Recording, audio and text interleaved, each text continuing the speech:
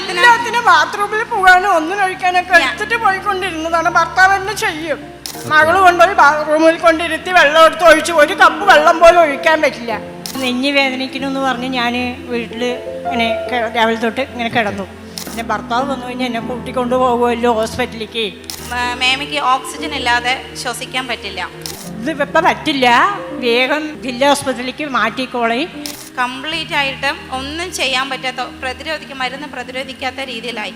ഇൻക്യുബേറ്ററിൽ കൊണ്ടുവന്ന് ഇട്ടു, 1.5 ദിവസം അതിലിട്ടു. അതിൽ നിന്ന് മാറ്റിയിട്ട് ICU 1.5 ആഴ്ച അതിൽ കിടന്നു. ഇപ്പോൾ ഒരു ബൈപ്പാസ് സർജറി ഈ ശരീരത്തിൽ ചെയ്യാൻ പറ്റില്ല എന്ന് പറഞ്ഞു. പ്രാർത്ഥിച്ച ആ സെക്കൻഡിൽ തന്നെ മേമയ്ക്ക് ശ്വാസം തിരിച്ചു കിട്ടി. വിശ്വസിക്കാൻ ഞങ്ങൾക്ക് പോലും പറ്റാത്ത രീതിയിലാണ് ഇന്ന് മേമ ഞങ്ങളുടെ ഫ്രണ്ടിലായിരിക്കുന്നത്. നാട്ടുകാരെല്ലാവരും മരിച്ചു പോകും എന്ന് പറഞ്ഞിട്ടാണ് കാണാൻ വരുന്നത്. പക്ഷേ അവരുടെ നടുവിൽ ഞങ്ങളുടെ സ്ഥലത്ത്, ഞങ്ങളുടെ പ്രദേശത്ത് തന്നെ ഏറ്റവും വലിയൊരു സാക്ഷിയാണ് ചെറിയമ്മ.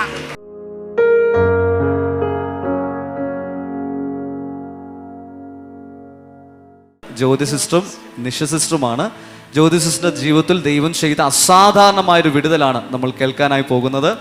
പ്രത്യേകിച്ച് തനിക്ക് ഒന്നിനും കഴിയാത്തൊരു സാഹചര്യമായിരുന്നു, രോഗാവസ്ഥയായിരുന്നു. സിസ്റ്റർ തന്നെ നമ്മോട് പറയും എങ്ങനെയാണ് ജ്യോതി സിസ്റ്ററെ നമ്മുടെ ചർച്ചിലോട്ട് വരുന്നത്. ഷുഗറാണ് കണ്ടത് ഫസ്റ്റ്.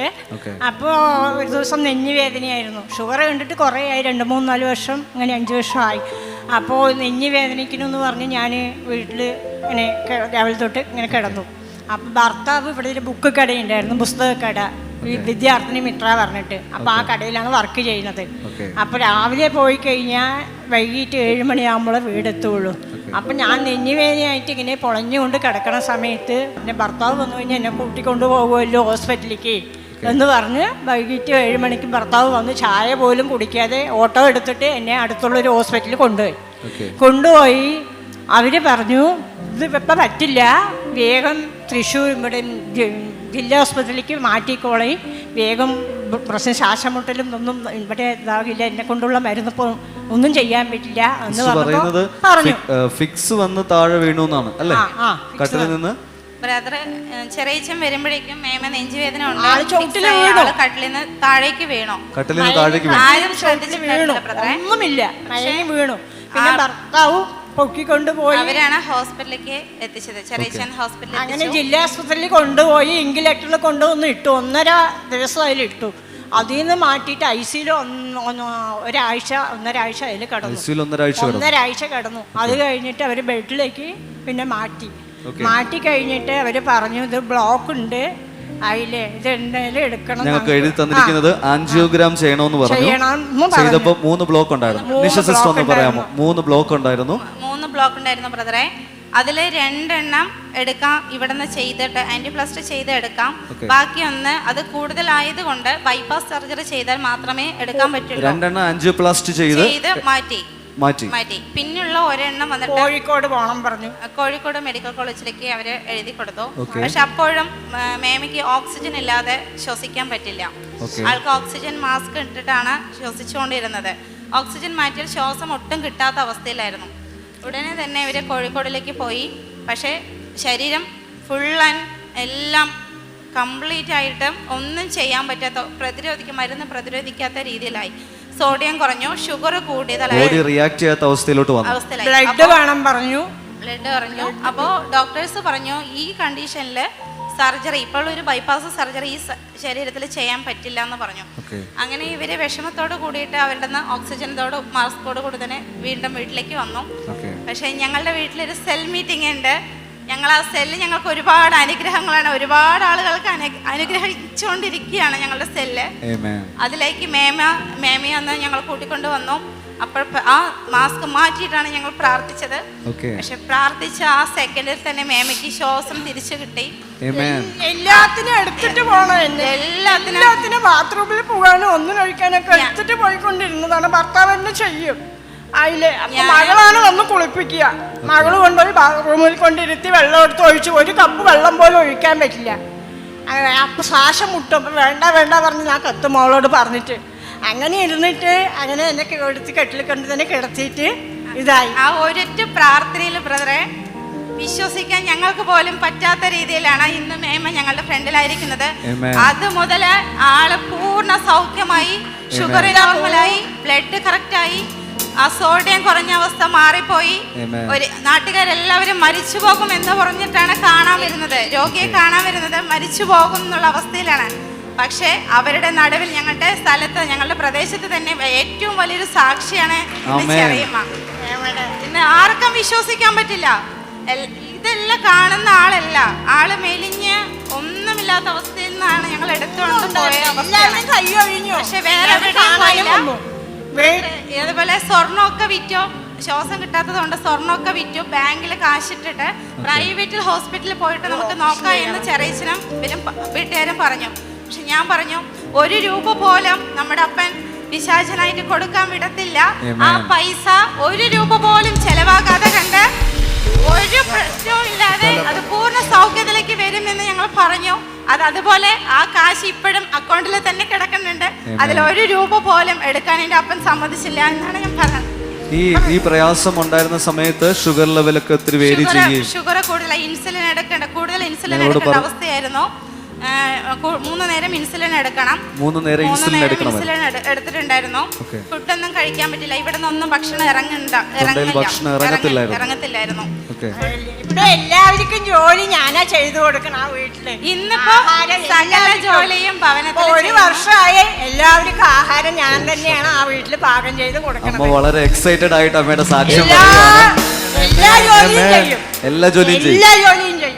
ഭാരം എടുക്കേണ്ട പറഞ്ഞിട്ടുണ്ട് ഡോക്ടർ. അധിക ദൂരം നടക്കരുത്, സ്റ്റെപ്പ് കയറരുത് എന്നൊക്കെ പറഞ്ഞ് അതിൽ നിന്നെല്ലാം മാറി ഇന്ന് സ്റ്റെപ്പ് കയറാം. അന്ന് മുതൽ ഇന്ന് വരെ നമ്മുടെ സഭയിൽ, ചർച്ചില് എല്ലാ ആരാധനയിലേക്കും വരും. ഞാൻ ചോദിക്കുന്നത്, അതിനുശേഷം പിന്നെ നിങ്ങൾ ഹോസ്പിറ്റലൊന്നും പോയിട്ടില്ല, നോക്കിയിട്ടില്ല, ഒരു പ്രയാസവും ഇല്ല. അതിനുശേഷം ഒരു പ്രയാസവും ഇല്ല. ഞാൻ ചോദിക്കുന്നത്, ഈ ഓക്സിജന്റെ സഹായം ഇല്ലാതെ ശ്വസിക്കാൻ പോലും പറ്റത്തില്ലായിരുന്നു? ശ്വസിക്കാൻ പറ്റത്തില്ല. മാസ്ക് വെച്ചിട്ടുണ്ടായിരുന്നു. ഓക്സിജൻ സിലിണ്ടർ റൂമിലുണ്ടായിരുന്നു. ഓക്സിജൻ സിലിണ്ടർ റൂമിലുണ്ട്, എപ്പോഴും മാസ്ക് വെച്ചുകൊണ്ടായിരിക്കും. അങ്ങനെ ഇരുന്ന ആള് നമ്മുടെ സെൽ മീറ്റിംഗിൽ വന്ന് പ്രാർത്ഥിച്ചു. അതിനുശേഷം ഇപ്പൊ മാസ്കും അതിന്റെ ഒന്നും ആവശ്യമില്ല. കരങ്ങൾ അടിച്ചെല്ലാവരും കർത്താവിന് നന്ദി പറഞ്ഞേ. നമ്മൾ കേട്ടുകൊണ്ടിരിക്കുന്നത് ഒരു അത്ഭുത സാക്ഷ്യമാണ്.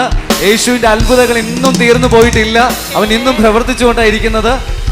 നിഷ സിസ്റ്റർ തന്റെ ചെറിയമ്മയാണ്, ജ്യോതി എന്ന് പറയുന്നത് തന്റെ ചെറിയമ്മയാണ്.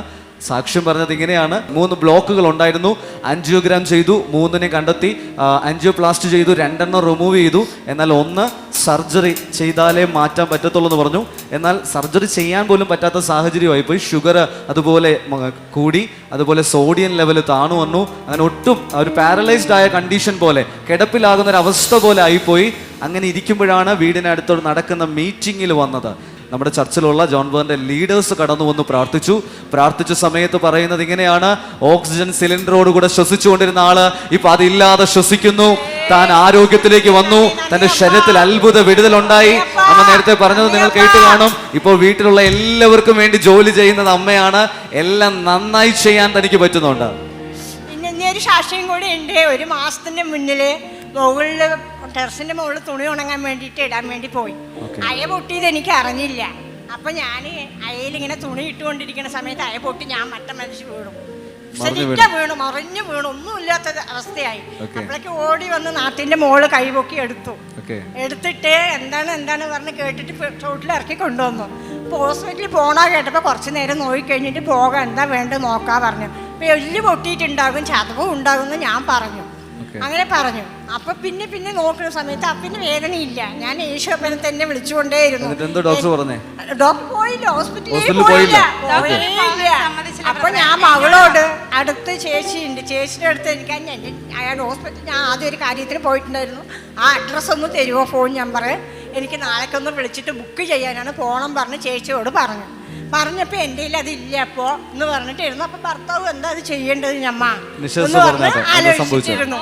ഞാൻ രാത്രിയും പകലും വിശ്വസിച്ച് പ്രാർത്ഥിച്ചു. ഒന്നും തന്നെ ഉണ്ടായില്ല. മോളെയും കണ്ടു. മോളെ കണ്ടിട്ട് എന്ത് പറഞ്ഞു, മോളെ എനിക്കിങ്ങനെയാണ് പറഞ്ഞു ബ്രദറെ, ഇതുപോലെയാണ് ഞാൻ ടെറസിന്റെ മേലെ തുണി ഉണങ്ങാൻ ഇടുമ്പോൾ ഞാൻ വീണു. അപ്പൊ എനിക്ക് ഭയങ്കര വേദനയാണ്, ഡോക്ടറോട് പോകണമെന്ന് പറഞ്ഞു. അപ്പൊ ഞാൻ പറഞ്ഞു, ഡോക്ടറോടൊന്നും പോവണ്ട, നമ്മുടെ അപ്പനാണ് ഏറ്റവും വലിയ ഡോക്ടർ. ഒരു എണ്ണ എടുത്ത് കൈ വെച്ച് എന്തുവായിരുന്നു പ്രയാസം? വീണതിന് ഇടുപ്പ് വേദന, സഹിക്കാൻ പറ്റാത്ത ഇടുപ്പ് വേദന, കിടക്കാൻ പറ്റണില്ല. അപ്പൊ മേല് കുത്തിയിട്ടാണ് പുറകടിച്ചിട്ടാണ് വീണത്. Okay. അപ്പൊ ഞാൻ പറഞ്ഞു എണ്ണ എടുത്തിട്ട് അപ്പനെ വിചാരിച്ച് തേച്ചാൽ അത് അപ്പം മാറും, ഡോക്ടർക്ക് കാശ് കൊടുക്കണ്ടെന്ന് ഞാൻ പറഞ്ഞു. വീട് അടുത്താണ്, അമ്മയുടെയും എൻ്റെ വീട് അടുത്തടുത്താണ്, കല്യാണം കഴിച്ചു കൊടുത്ത അടുത്താണ്.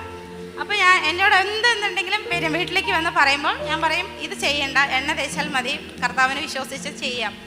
ഒരു ഡോക്ടറോടും പോയില്ല, ഒരു എക്സ്റേയും എടുക്കേണ്ടി വന്നില്ല, അത് പൂർണ്ണമായി സൗഖ്യമായി. കൈകൾ അടിച്ച് എല്ലാവരും കർത്താവിന് നന്ദി പറഞ്ഞേ. സത്യം പറഞ്ഞാൽ അമ്മ ആദ്യം പറഞ്ഞ മേജർ ഹീലിംഗ് അത് ചെയ്ത യേശുവിന് പിന്നെ എന്താ ചെയ്യാൻ പറ്റാത്തത്? ഹല്ലേലൂയ. അമ്മ പ്രാർത്ഥനയിൽ അമ്മയുടെ ശ്വാസകോശം നോർമലിലേക്ക് വന്നു, അമ്മയുടെ ആരോഗ്യം നോർമലിലേക്ക് വന്നു, പിന്നീട് ആശുപത്രി പോകേണ്ടി വന്നില്ല. വളരെ എക്സൈറ്റഡ് ആയിട്ടാണ് അമ്മയും സിസ്റ്ററും നമ്മുടെ മുമ്പിൽ സാക്ഷ്യം പറയാനായിരിക്കുന്നത്. ഈ യേശു ഇന്നും ജീവിക്കുന്നു. ജീവനുള്ള സാക്ഷ്യവുമായിട്ടാണ് ജ്യോതി സിസ്റ്ററും നിഷ സിസ്റ്ററും നമ്മുടെ മുമ്പിൽ ആയിരിക്കുന്നത്.